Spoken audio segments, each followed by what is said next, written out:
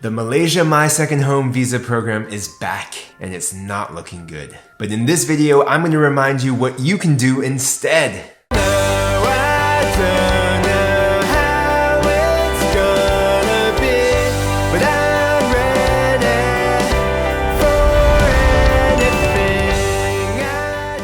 What's up, Firewalking family? Welcome to the Firewalking Journey channel, all about things that matter to me as a global entrepreneur and investor. So I was on the plane about to take off for a vacation when my cousin in Malaysia messaged me with breaking news about the MM2H program. I was on vacation, then I had to get caught up with work, so this video is now a little bit late, but to be honest, it really was not surprising news at all. Like I said in my original video, which you can watch up here or find in the description down below, the federal MM2H program was suspended for much of 2020 and 2021, and there were rumblings that the authorities would bring it back with far more stringent requirements. Well, the speculation was correct, and that's exactly what happened. It is a lot harder to qualify now. So just to cover the basics, the primary hurdles are: 1, you must be able to show 1.5 million ringgit in assets, in liquid assets. That's more than 350,000 US dollars. Number 2, you must demonstrate offshore or passive income of 40,000 ringgit per month, which is almost 10,000 US dollars. And number 3, you must place 1 million ringgit in a Malaysian bank account as a fixed deposit, which is almost $250,000. In addition to this, Malaysia also raised the minimum age to 35 years old. They substantially increased the application fee, and they've also instituted a pretty significant annual fee associated with this visa as well. So there's just so many reasons why new MM2H from the federal government of Malaysia is just crazy. It's just really a major departure from where their previous target demographic was, which I would describe as Western retirees who were looking to stretch their dollar, and also maybe younger digital nomad types, entrepreneurs who are looking for a more affordable place to launch their business. Whether the changes to the MM2H will actually attract a different demographic, a more affluent, more wealthy demographic, or whether nobody will be interested in it, that remains to be seen. So if you were really interested in living in Malaysia and you're not thrilled by these new requirements, do not worry, I've got some good news for you. Probably. And even if you can meet the new gaudy requirements, instead of parking $250,000 of capital in the bank, I would strongly suggest considering the alternative, the Sarawak MM2H. The Sarawak program is even easier to qualify for than the old federal program. If you qualified for that old program, then you'll qualify for the Sarawak program, with one caveat, and that is that the easiest pathway to the Sarawak MM2H requires a minimum age of 50 years for the applicant. So if you're between 30 and 50, there are a few other options to qualify, but it's less straightforward. If you're 50 though, then the qualifications are very modest and far, far more reasonable than the federal MM2H is now. And the Sarawak MM2H allows you to live in West Malaysia, so it's definitely worth looking into.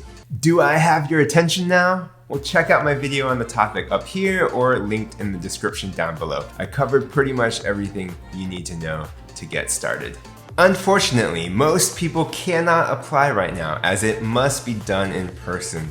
The Sarawak borders are closed to most foreigners, so unless you happen to already be in Sarawak, then you'll have to travel there first, and that's not possible unless you happen to already be in Malaysia and you're on some kind of long-term visa. So what can you do right now? First, watch my video. None of the rules have changed since my last video, so the information is accurate and up to date as of the last week of August 2021. Review the guidelines and then contact an agency. While you can't begin the actual application, you can get the process started by speaking with agents, gathering documents that you'll need, and selecting an agency. It is possible to do the application by yourself, but for most people, it's going to make more sense to hire an agent because not only will they guide you and make the process easier, but the MM2H does require a local sponsor to vouch for you. So unless you know a local citizen in Sarawak already who can do that, you're going to need a certified agent to handle that for you. Now, I have partnered with Aramaz Borneo, full disclosure. I've spoken with them on several occasions and they seem trustworthy, reliable, and knowledgeable. I also know someone else who's just an expat civilian, but they are also very passionate on this topic and is boots on the ground in Sarawak. And he met with Aramaz in person and came away with the same positive impression. So you can contact Winston at aramaz.com.my. Please let them know you heard about them from me, Maxwell, Firewalking Journey. They'll give you a free consultation and take good care of you. Do let me know how it goes. I really want to hear from you folks who are out there looking into this process, who are hiring an agent. I'd love to get as much feedback as possible.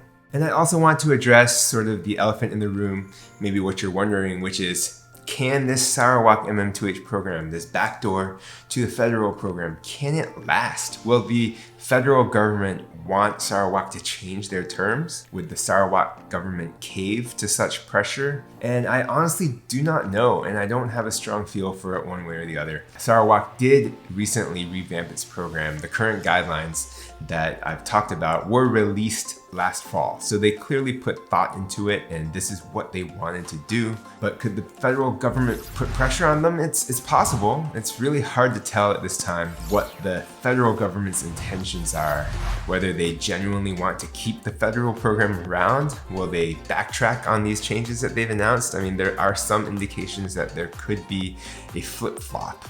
So it's all speculation at this point.